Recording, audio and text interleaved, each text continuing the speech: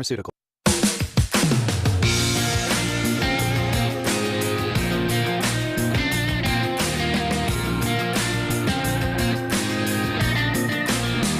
In Focus, thanks for joining us on this St. Patrick's Day. It's March 17th, 1:07 right now in the afternoon. Temperatures, cold, 6 degrees, or not far from, and it feels like 16 below. It is a cold day out there, wind chill values at 16 below zero, and compared to average, we're like 30 degrees below average. What's going on? It's crazy, mid-March. Dean, man. you got some explaining to do. Well, I'll tell you what. All right, we're going to do a little trivia here. Coldest St. Patrick's Day ever. High temperature. Today? Yeah, I Today. feel, right? Right? No, coldest St. Patrick's Day ever. On record. On Is record. this us trivia? Or Yes, this is you guys trivia. for Fargo. For Fargo. Oh. 1989. No. What was the high temperature? We guessing the date or the temperature? Just guess the temperature. Coldest high temperature on this date. Oh. 2 above. You knew that. That's not fair. It is two above, and I believe it was back in 53. I'll double check. I think it was 1953. What was it last year on this date? 57. Probably 40. 53. 53 and no snow. Yeah. So wait a minute. Could be golfing. Okay, let's see. Justin's got green.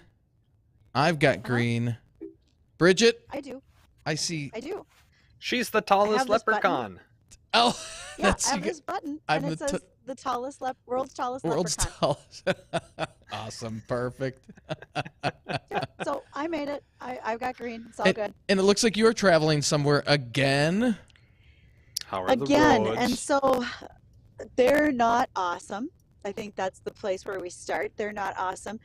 Most of North Dakota seems to be shut down if you look at the roadways. Here's the question, though.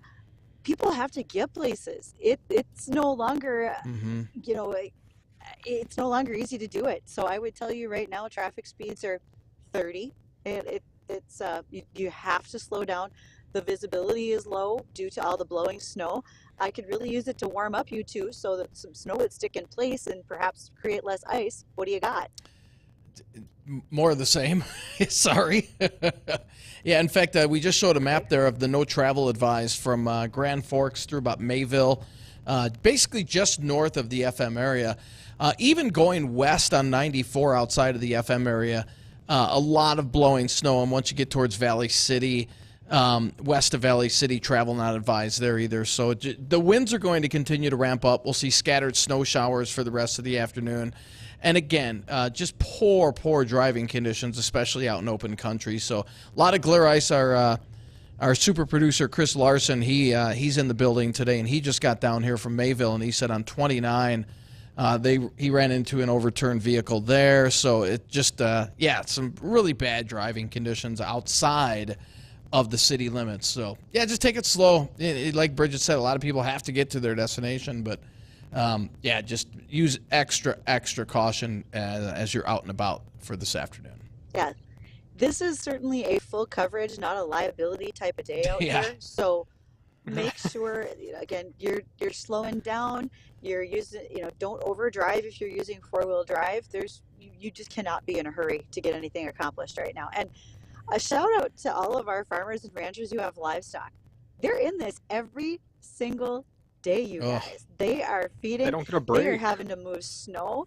On Twitter here about an hour ago, I was having a conversation with a number of farmers, and one of them said, I did not budget enough time in my tractor nor room in my yard to put all the snow. I have to keep moving. And come snow melt, it's going to be a mess, guys. We're going to have to watch out for things like scours in our cabs, just the wet conditions, and I know we're not It'll done be yet. muddy. So it's going to be very muddy, very muddy. Yeah. And, another late start to the spring plant, it looks like. We did have someone ask the other day, how is all of this going to impact what we see for flooding in the Red River? I haven't heard any official numbers, but it's going to. Is it going to be our worst flood ever? Probably not, because our ground isn't frozen. A lot of that is ice jam dependent, etc. But we are going to see some concerns as far as I can tell. Yeah, at least definitely minor flooding and some moderate flooding impact is possible. Any major flooding, a lot of that I think is going to depend on what happens over the next 3 to 4 weeks. Where do these storm systems that are pegged on the LRC, how do they affect our area? Are they going to continue basically hitting those sweet spots down to our south, or will they tend to track a little further north as we head into spring? So that's going to play a big wild card. And as if they do hit us, will they hit us with rain or will they hit us with snow? So I don't think it's not going to be anything like 97, if anybody's worried about that. It's not going to be anywhere near that. Will it be worse flooding than last year? It'll probably be similar to maybe a little bit worse than last year. And again, this is all going to be dependent on what the next 3 to 4 weeks hold. The good news is it looks like a slow rise in temperature, which would be favorable for Right. the thaw freeze. Yeah, you are right about a slow rise. We're not really looking at anything awful quickly and in the very short-term future here, folks. So that's unfortunate. Yeah, But I had we don't get to change it, right? This is just what we have. I've had a few emails saying, are there any 50s even in the forecast? Like we'd take 40s or 50s. I said definitely no 50s, nothing. And 40s, if we were to squeak out a 40 or two, it might be for a day. And then that would be it. But even the 40s are tough to come by when you have this thick of snowpack out there. So if we didn't have any snow on the ground, obviously we'd be warmer. But, it makes a huge difference. And it's not just our area, the whole state. And even if we have winds blowing in from the south, if you have bare ground to the south, typically that'll pump in slightly warmer air. But even with snowpack down to the south of us, southerly winds aren't really going to help that much. So, yeah, it'll be a while. It will be. Absolutely. Yep. Long winter. Sorry, folks. I mean, But we we're can all maybe look not the forward most to optimistic. summer. Yeah. I know, I'm a look little awfully bummed because jolly. softball. You guys all look jolly in your green today for St. Patrick's Day, but we might not. We might be some Debbie Downers weather-wise for right now. Yeah, a little bit. I've been looking forward to softball. It's like the highlight of my summer is going out and playing softball every Wednesday evening. And I'm sitting here and I'm watching the weather and it's 6 degrees and I'm like, man, at this rate, I ain't getting out until June. It might be. I'm man. I'm ready to mow the lawn, and I'm thinking that'll be June at least. We'll definitely have snow, and we'll have snow cover on the ground still on Easter, and boy, I'd like to think this is going to be gone by the middle of April, and all we need are a couple of decent rainstorms to really scour the snow out. But man, I'm chip not a good seeing dent it. into Yeah. it. And in fact, right now on radar, just taking a look at latest radar, and snow showers are backing in from the north and northeast as that area of low pressure in the Great Lakes continues to rotate these snow bands in from about Thief River Falls through Grand Forks. And these will be moving in on the FM area here within the next hour or so. And just nothing heavy, but we'll see scattered snow showers. And if you get caught under one of those, along with the wind, you're going to have some pretty restricted visibility, at least temporarily. So, and that along with the blowing snow out in the open country, it's just this is one of those St. Patty's days. Well, if you're I'm sure a lot of people are bar hopping already downtown. The travel within the city limits is okay. It's just once you get outside of the city limits that's where things start to get a little hectic. So, use extra caution today, and please, Uber, Lyft, get a designated driver if you've had to.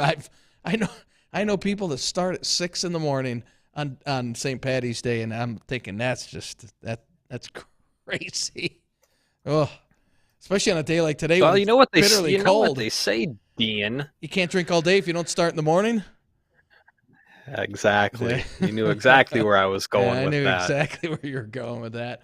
Well, we all like to we all like to think of spring, right? And trust me, spring is around the corner. And Bridgette, if today's guest doesn't show a sign of spring, I don't know what will.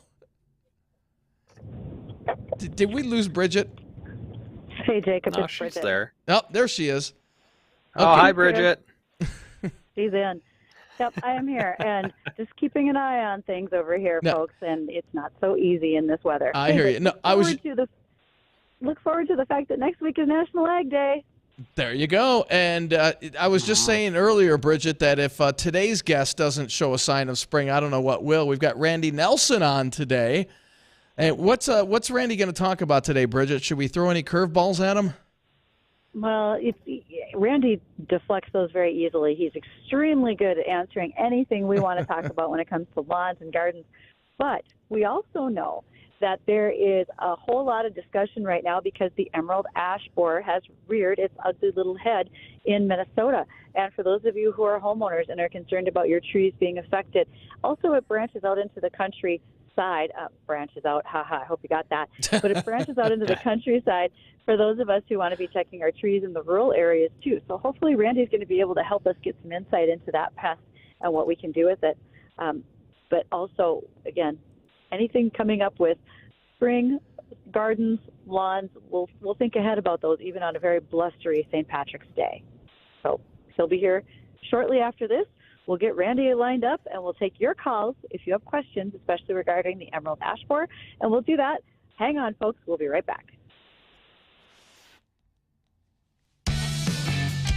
Oh, can you imagine a stress-free Sunday with family, friends, fun, and food? You can have it when you make Barron's your new Sunday brunch headquarters. Experience a brunch like nowhere else. Your kids will love the customizable waffle bar, fresh scrambled eggs, thick cut bacon, and much more. Plus, while Mama sips on a mimosa, you can wear out the kids in the arcade at Kingpin's. For a stress-free Sunday, mention My Brunch Headquarters and receive 20% off brunch at Barron's. Make your Sunday stress-free, filled with great food, no cleanup, and most importantly, where family, friends, fun, and food come together for brunch at Barron's.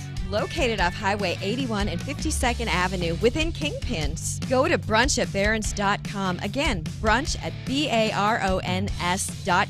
And don't forget to mention My Brunch Headquarters for 20% off and experience your stress-free Sunday at brunchatbarons.com.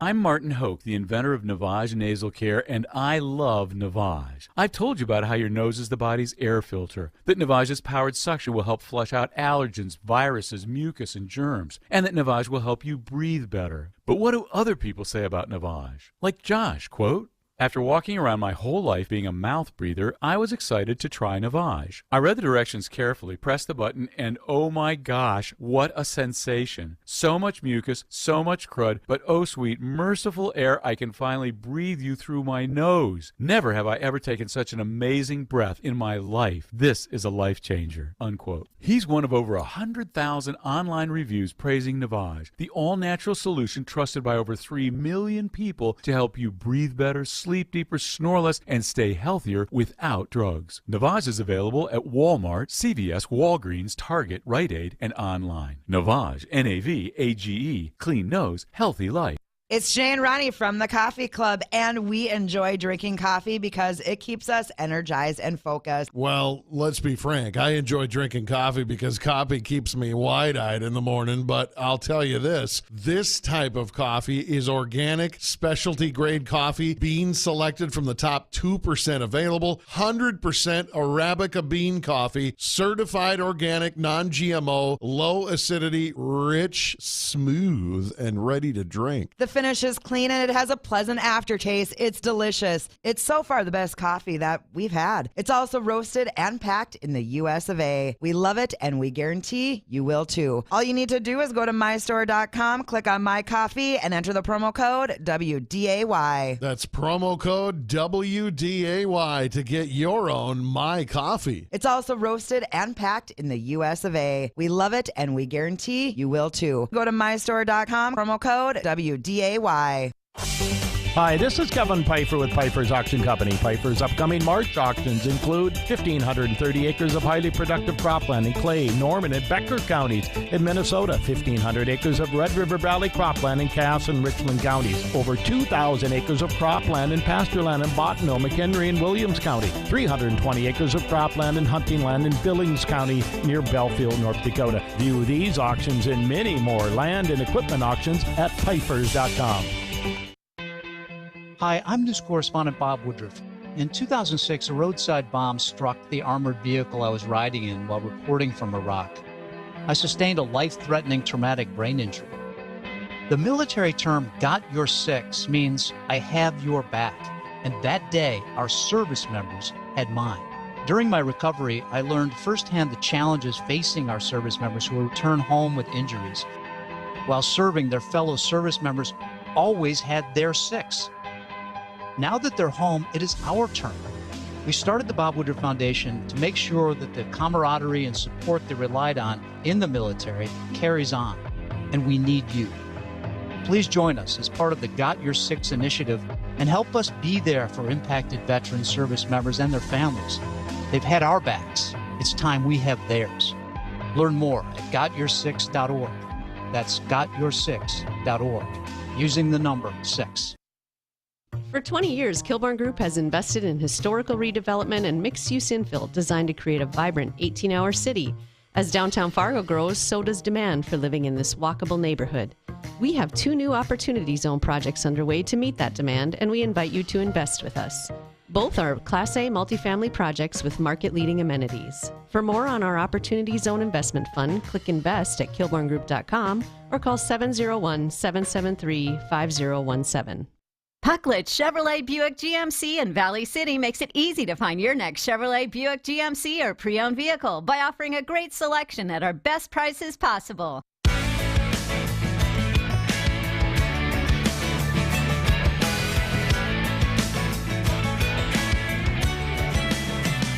And welcome to Weather and Ag in Focus. Thanks for rejoining us. 1:23 this afternoon.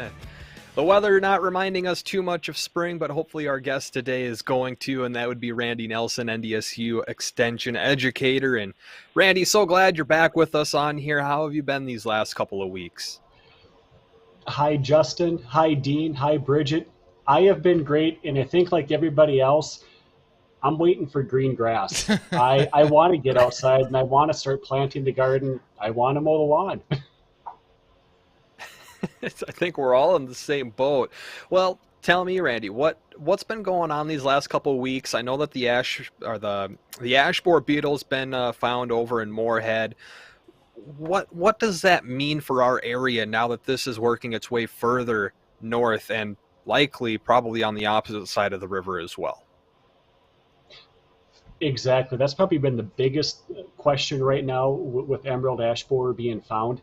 And bear in mind, it was first found in the U.S. over in Michigan in 2002, and it started to spread. So, I mean, it was more or less a matter of time before it was going to be found here. So, like the city of Moorhead, and I know the city of Fargo and other cities as well have done a really good job of not planting any ash trees once emerald ash borer was found, and then they've also done a really good job of reducing the ash tree populations in the area, especially those that were planted under power lines or they already had dieback and they weren't worth saving. So that has helped. But since it's here, and it was found just north of the Moorhead High School, so the general recommendation right now, if you have ash trees that you want to protect and they're within 15 miles of that infestation, come this spring, you're going to want to look at doing some type of an insecticide application on those trees. And unfortunately, you're either going to be doing that yearly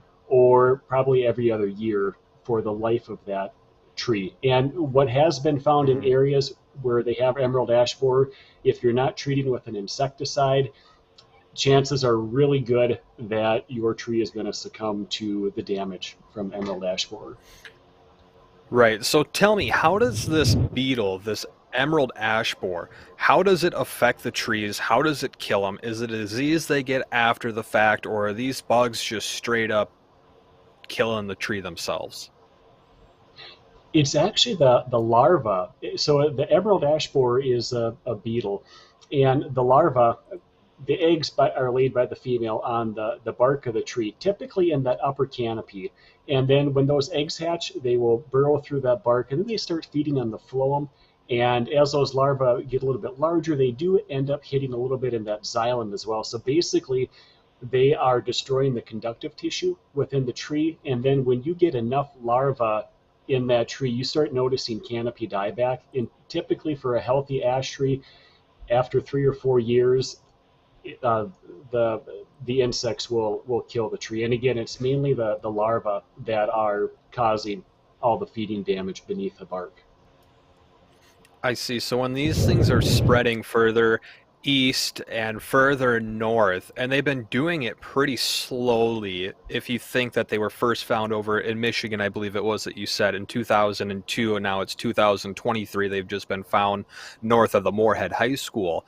What is it, the weather, the climate that's been slowing down this move? Is it hard for them to withstand the brutally cold winters? And if that's the case, is there a threshold or a number that if we hit like a certain degree of being cold for a prolonged period of time, is that enough to kill off the larva or something like that? You see the direction I'm going with it? Is it the cold that kind of slows them down or that can kill them? Great question. And I would assume there probably is a point where it would be cold enough where they wouldn't be able to survive. I think, unfortunately for us, it's not going to happen. Granted, very cold years in the prairie is that we really have no large stands of ash trees. Where other parts of the country where they have very large forests where it can spread a little bit more. And for Minnesota, it was first found in the cities back in 2009. So it certainly took a while to get to Moorhead. And very likely how some of these have spread is through the transport of firewood, because if you cut down an infected tree, and if you cut it down before those beetles emerge during the growing season, then you're moving those larvae around to new spots, and you pile up that firewood, and then they're going to go through that development, emerge as beetles, and that's how it can spread too. So, Randy, I've got a couple of questions, and you mentioned an insecticide application that would have to be sequential year after year. Does that insecticide then last through just the growing season? What's the longevity on that? A lot of insecticides have to be reapplied after a rain system, but apparently that's not the case when we're treating for the emerald ash borer. That is correct, depending on how that application is being made. Some of the most effective ones are going to be systemic insecticides that even as a homeowner, you do have options, because there are insecticides you could purchase and then apply. And typically you're mixing these up in a pail of water, and the amount is based on the size of the ash tree, typically measured 4.5 feet off the ground. You're either going to be looking at a diameter, sometimes it could be listed as the circumference, but one of those two measurements. And then you pour that right around the base of the tree, and then the root system will take that up. Of course, that's being driven by the foliage because it's transpiring, and then that moves throughout the tree. For larger trees, for homeowners, typically if your tree is greater than 15 inches in diameter, measured at 4.5 feet off the ground, you're going to want to look at having a tree injection done. And for that, you're going to want to hire somebody to do that. And basically they're drilling holes, small holes, right around the base of the tree, and they're going to inject that insecticide in there. With trunk injections, there are some insecticides where you can get at least up to 2 years of longevity with that insecticide. So they're going to cost probably a little bit more just because of the product. But again, you would get at least 2 years of protection on that. There are other options too, because when the adults emerge, they have to feed for roughly 2 weeks on ash foliage. So there is an opportunity that if your trees were leafed out, you could spray them with an insecticide in the hopes that the beetles themselves are going to feed on that, and then they're going to die. Granted, that's not doing anything with the larva on there, but the other drawback is if your ash tree is of any size, it is nearly impossible to prevent overspray when you're spraying foliage on a larger tree. Therefore, the systemic insecticides, again, whether they're soil applied or they're injected, those are probably going to be the main options that people are going to be looking at. Well, Randy, we appreciate what you're sharing with us there, but it is 1:31 in the afternoon. We need to go take a break. We'll come back shortly, though. We're visiting with Randy Nelson. He is the Clay County Extension Educator, and we're going to continue visiting about the emerald ash borer. We'll do that right after this. Can you imagine a stress-free Sunday with family, friends, fun, and great food? You can have it when you make Barron's your new Sunday brunch headquarters. I'm telling you, It's a brunch like no other. First of all, customizable waffle bar. The kids will love it. Fresh scrambled eggs, thick cut bacon, all your favorites. Plus, while Mama sips on a mimosa, the kids can wear themselves out in the arcade at Kingpins. It's a great start to a stress-free Sunday. Mention My Brunch Headquarters and receive 20% off Sunday brunch at Barron's. So make your Sunday stress-free, filled with great food, no cleanup, and most importantly, where family, friends, fun, and food come together for brunch at Barron's. Located off Highway 81 and 52nd Avenue within Kingpins. Go to brunchatbarons.com. That's brunchatbarons.com for details. And don't forget to mention My Brunch Headquarters for 20% off. And experience your stress-free Sunday at brunchatbarons.com today. Some big news. Former President Trump is urging you to get a copy of David Horowitz's new book. It's called The Final Battle, and Trump says it's great. Already a #1 Amazon bestseller, The Final Battle reveals a secret war led by leftists and the woke who want to destroy America as we know it. Horowitz says they're in our schools, our churches, even our military. In The Final Battle, he explains how Joe Biden and the big media want to stop Trump and DeSantis before 2024. Horowitz even names the names of the secret players behind it all. Newsmax calls Final Battle the book of the year. Mike Huckabee says he couldn't stop reading it. Get Final Battle in bookstores or check out the free offer and save $28. Just call 800-NEWSMAX. That's 800-NEWSMAX. Or go online to finalbattle611.com. Finalbattle611.com to get your free copy today. Now is the perfect time to upgrade your kitchen with new appliances from Regal's. Get up to $2,000 back on select GE Profile appliances now through June 1st, featuring the latest smart home technology, providing a simpler and smarter cooking and cleaning experience. Smart technology meets unbeatable prices, plus free delivery and free recycling of your old appliances. Find out why for over 75 years Regal's has delivered value. Regal's, 609 Main Avenue, Moorhead. What do eyewear and weather have in common? Join us for the Aspire Optical Eye on the Sky weekly weather forecast to find out. Each Tuesday morning, Dean Wysocki, Justin Storm, and myself, Ashley Freeborn, owner of Aspire Optical, will bring you the 7-day forecast. You never know where we'll be or how it will be presented, but we promise to bring you the most accurate forecast this side of the Red River. And learn how you can save big on eyewear from Aspire Optical. Watch the Aspire Optical Eye on the Sky weekly weather forecast on our Facebook, YouTube, and Twitter pages. Trust us, this is weather and eyewear like you've never seen. Boston Tri-Co-op is hiring an agronomy manager. Must have sales and agronomy experience, able to sell crop protection, fertilizer, and chemicals. College degree in agronomy or equal experience is preferred. Enjoy competitive salary and benefits including health, long-term disability, dental, life insurance, HAS, paid vacation, and retirement match and profit sharing. Email resume to jen.howard@fostoncoop.com or call 218-435-6919 and ask for Brent. Boston Tri-Co-op, hiring an agronomy manager, and it could be you. From the land of sky blue waters. Instantly brings back memories of Hamm's beer. First brewed in Minnesota in 1865, Hamm's became one of the most iconic beers with one of the most recognizable bears in American history. These days, Hamm's is still brewed in that true family tradition, using the purest water and choicest barley, grain, and hops. Known far and wide as the beer refreshing. For you, we keep a light on and a door open to the land of sky blue waters. From the land of sky blue waters.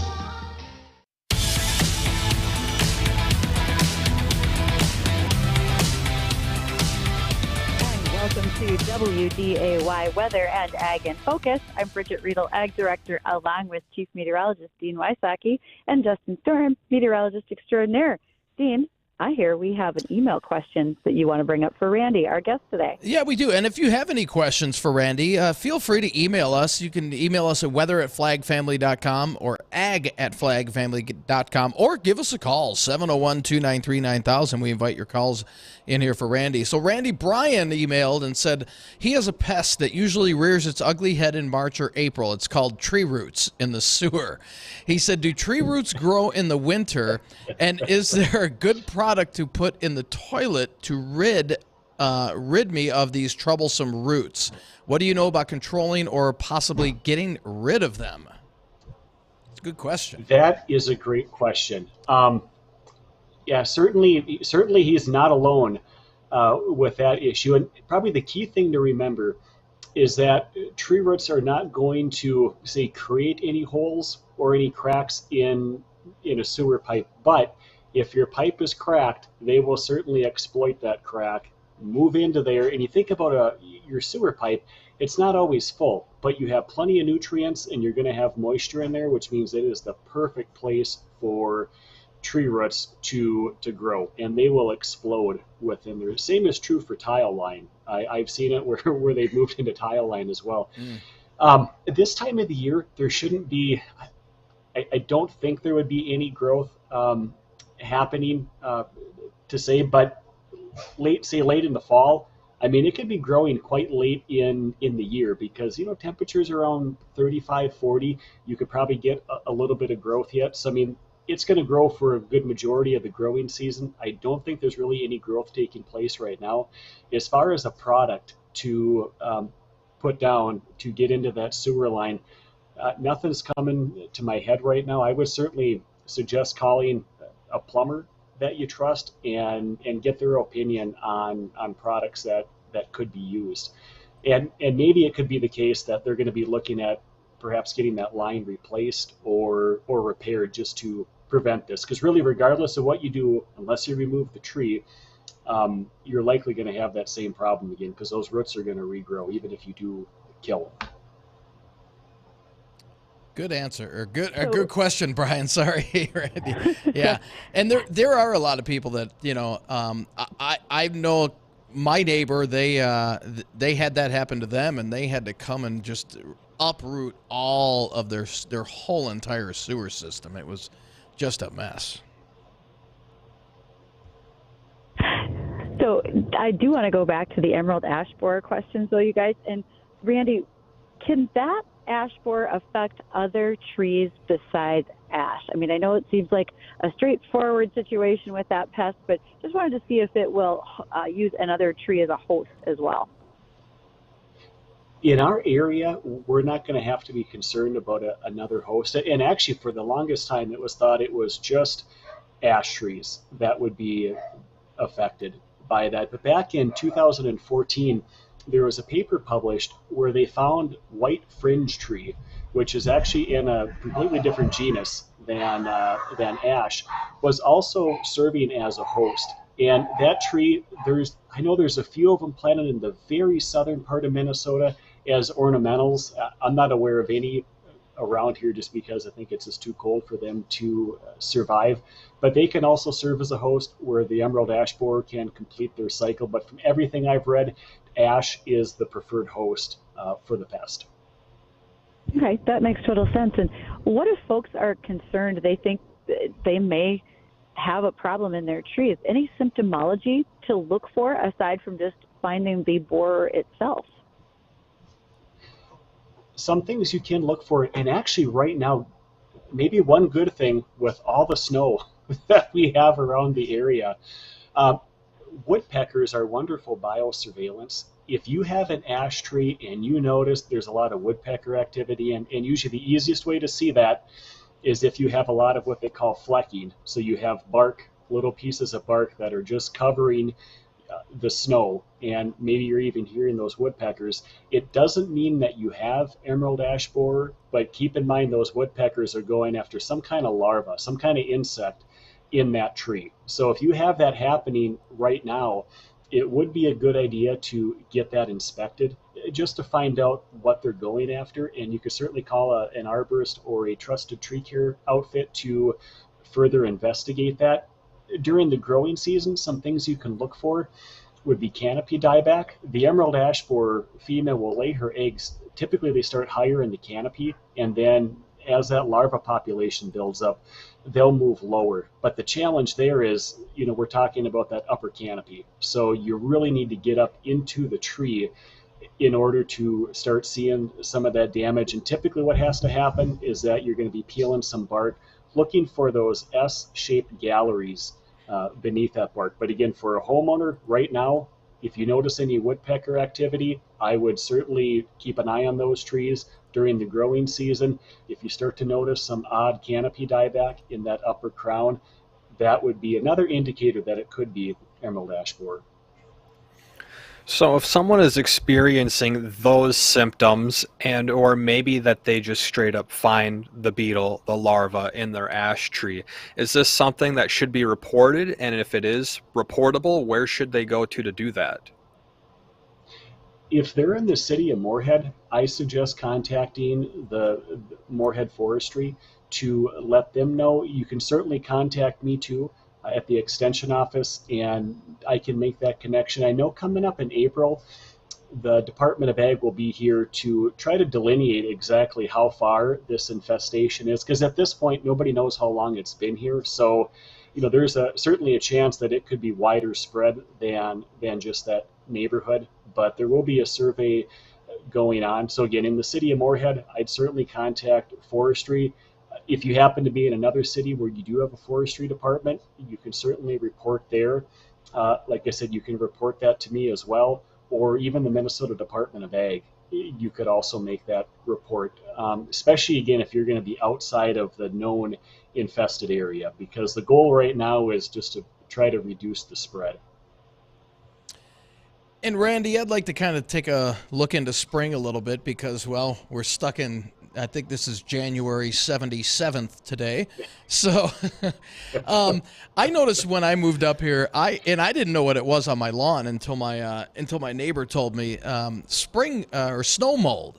So once the snow starts melting, is snow mold going to do any harm to your lawn? And if so, what can we do to prepare for that if we have a tendency to get that on our lawn every year? Generally speaking, it's not going to kill your lawn. That said, back when we've had years where we've had a tremendous amount of snow, or if you have a lot of drifting or you just have large piles, there's certainly the possibility that in some of those areas snow mold could be bad enough where it could kill some patches of grass. Generally speaking, it is that fungus is feeding on the foliage, so that crown tissue of the grass is left alone. It's just going to be slow to green up. And I think this year we're actually going to see a lot of it because we had pretty early snowfall, so the ground really wasn't frozen in some areas, and snow mold temperatures right around freezing along with moisture are ideal for this one. So when you get snow drifts or snow piles, as they start to melt, you have all that free water and those temperatures are again near freezing. Perfect environment for it to grow. What a homeowner could do in those cases, if you can spread out that snow somehow, that would help. Really all you're trying to do is dry up the area. If the snow is gone, even a gentle raking.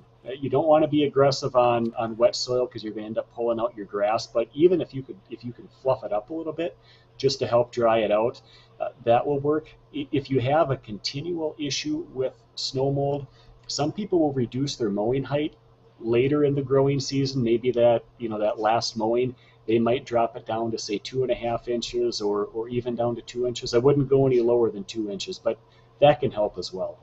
Okay. See, we had Randy, another email question. Oh, go ahead, Bridgette.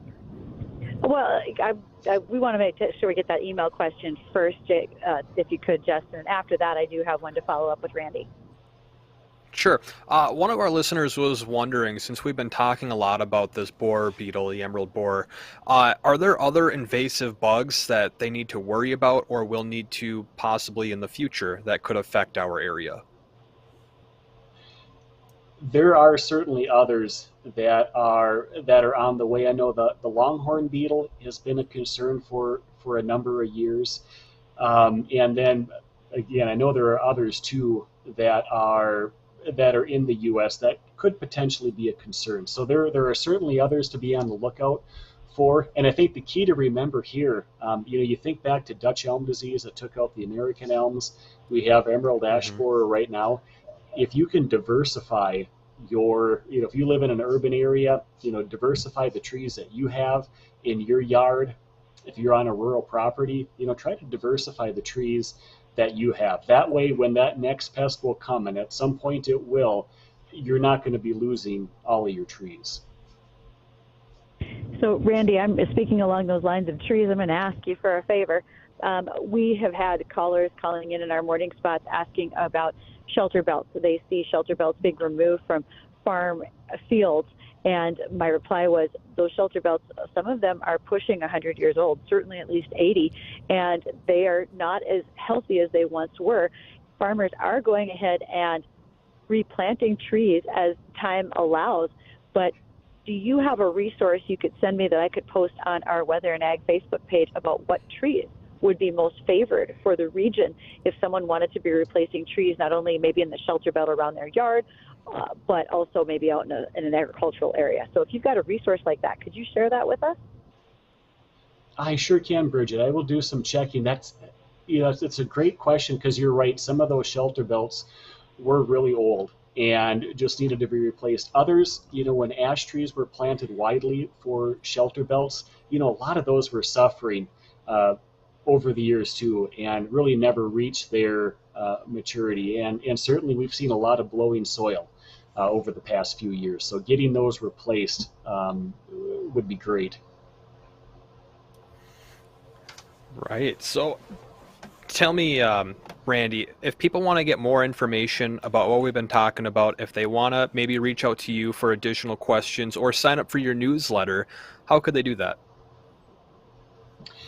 If they want to call me, they certainly can at 218-299-7338, or they can certainly send me an email too. And if they send me an email for my newsletter, I can certainly get them signed up. And my email address is nels1657@umn.edu.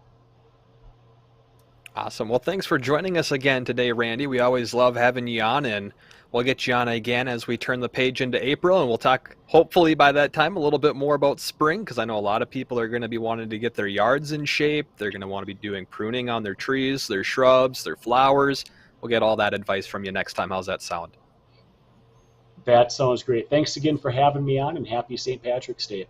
Thanks, Randy. You as well, Randy. Well, when we come back, we'll touch on a few more ag topics. We'll take a look at that forecast, but first, we'll get you updated from the American Ag Network. When it comes to keeping your auto ready for action, Jiffy Lube of Fargo is the team to beat. The Jiffy Lube signature service helps your auto fire on all cylinders like an all-star. With a comprehensive preventative maintenance to check, change, inspect, and fill essential systems, keeping your vehicle game ready for trips across town or across the country. Jiffy Lube of Fargo, locally owned and operated with 3 Fargo locations for speed and convenience, and no appointment needed. Olivet Lutheran Church in Fargo invites you to join us for worship Sunday mornings at 8:30 and 10:30 and Wednesday evenings at 6. During this time of Lent, our theme is No Greater Love, where we will reflect on God's love for us through the death of Jesus on the cross. Our sanctuary is also open Wednesdays during lunch for individual reflection and prayer, where you can light a candle, leave a prayer at the cross, or simply be still. For more information and to watch all of our services online, go to olivet.org. Attention farmers, when it comes to your grain storage and handling solutions, one call does it all. Gateway Building Systems is the #1 Brock bin dealer in the U.S. Gateway offers factory direct products and in-house design services to ensure you get the very best for every project, no matter the size. Maximize your investment with a trusted brand. Choose Brock Solid Bins from Gateway Building Systems today. Visit us online at gatewaybuilding.com.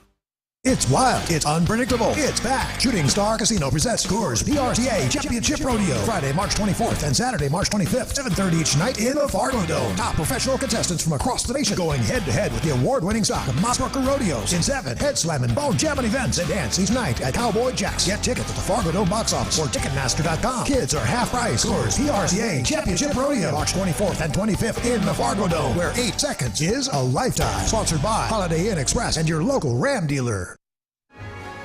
Volatility remains in the market trade. This is the American Ag Network of Jesse Allen with this market update. As we're joined now by Ryan Moe of Stone Exit for Arlen Suderman on this St. Patrick's Day Friday. Ryan, let's start with just this grain trade overall. Corn relatively quiet around unchanged. We had more corn sales to China on the Daily Wire this morning. Wheat's a little higher. Soy complex under pressure, though. I know the CFTC data's been caught up as of Thursday afternoon now to last week, so it feels like that's maybe playing in. Just wonder your general thought and tone in this grain trade here on this Friday. First of all, wow, what a week, right? I mean, just information coming at us from absolutely every corner of the world. Just absolutely mind-blowing. But you have to really be impressed with what May Corn has done here, which is it looks like through all of this trial and tribulation, we're fixing for our fourth higher close in a row. With everything else going on in the world, May corn is still higher 4 days in a row. That's pretty darn impressive. Soybeans, on the other hand, been a much tougher week for them on the spot market. You know, when you look at beans being down 16 cents right now, that's pretty impressive. But if we take a step back and look at what meal being down $9.20 as it sits right now, but we're almost $35 off of our high in soybean meal. That's really, really something to pay attention to, as some of these big money players and the spec funds appear to be positioned for a short soybean position here in the near future. Well, we appreciate a little bit of analysis. That's Ryan Moe of StoneX in for Arlen Suderman here today. As we look at energies, crude oil down $2 a barrel, 66.32. The Dow Jones down 173 points. That's markets here on the American Ag Network. I'm Jesse Allen reporting.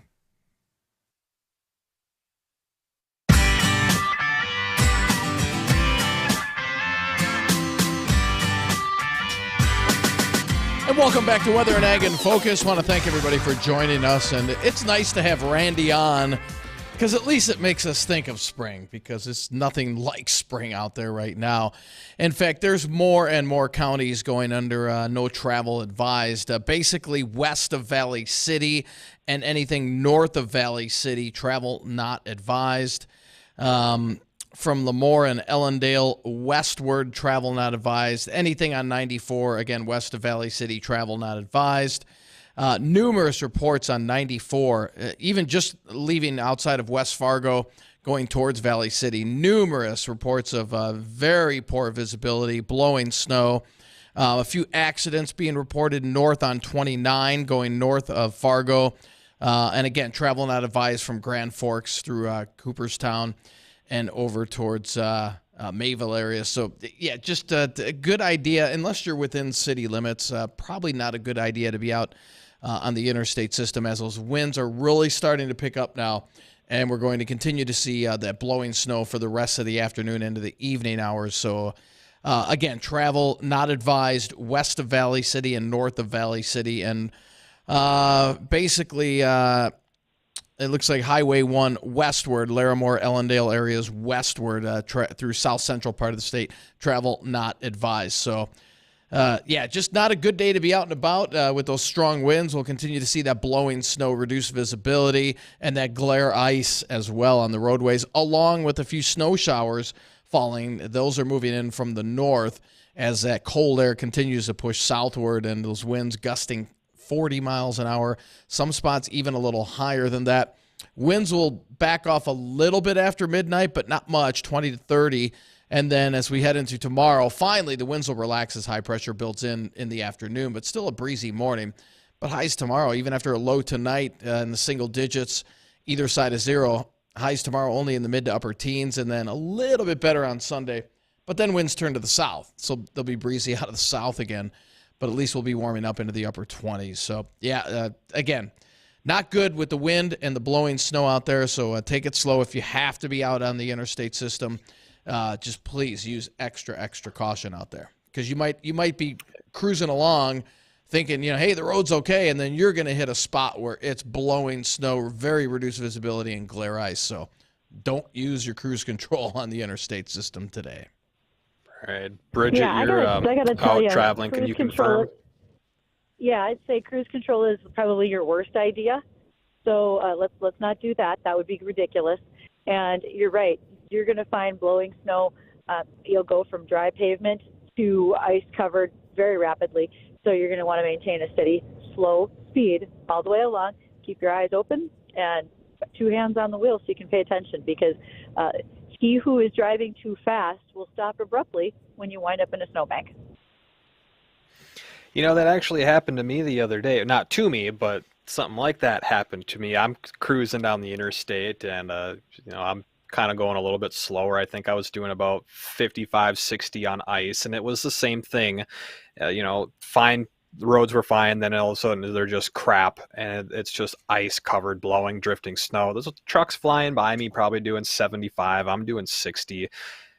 And I'm like, dude, you're going way too fast. There's ice all over the place. Well, I get about 15 miles down the road, and sure enough, he was on the ditch sideways. So just slow it down. There's no point to drive fast. If you're trying to get somewhere quick, you ain't going to get there at all if you're in the ditch. Yep, that is absolutely the truth. So just pay attention to that as much as possible out there, folks. We just have to. This is winter, and we're not quite out of the woods yet, as you guys have pointed out. Mm-hmm. Well, Bridgette, let's hit an ag topic here. This is, today's Friday. We're going back 2 days. We're slowly catching up on ag topics here, but this is one, and I hope you have the notes for it because I want answers. Can you tell me a little bit about statistics of grain dust explosions? Well, we are seeing that grain dust explosions are, I wouldn't say on the rise. They're pretty normal to what we've had in the last few years. We see those on a regular basis because of the fact that dust in elevators is so much more flammable than many people realize.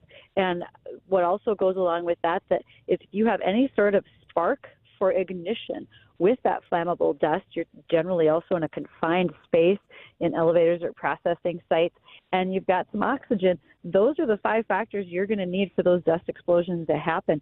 On a 10-year average, we see just shy of 8 explosions a year. We did have, in 2021, 7 explosions. There were 18 injuries, but no fatalities. So that is a positive as well for folks. Most of them are happening in grain handling and or processing facilities. One was in an ethanol plant. So things to keep in mind. Those are the factors that go right along with what can happen for a grain dust explosion. Yeah, you don't really think about dust being flammable yet nor explosive. It's like flour. You don't think that that's flammable, but it's like the last thing you should put on a fire because when it's in dust form, it's very flammable and it won't help out at all. So if you have a grease fire, don't use flour, use baking soda. Absolutely. And sunflower and soybean dust are 2 of the most flammable with all of the fines that come off of those seeds. So that is, in fact, the truth. Wow. Well, thank you for that, Bridgette. That's going to do it for us today. We thank you for joining into Weather and Ag in Focus. We'll be back on Monday, 1 to 2 o'clock in the afternoon. Until then, everyone stay safe out there. Have a great weekend. Stay warm. The Jay Thomas Show is coming up next. 970 WDAY AM.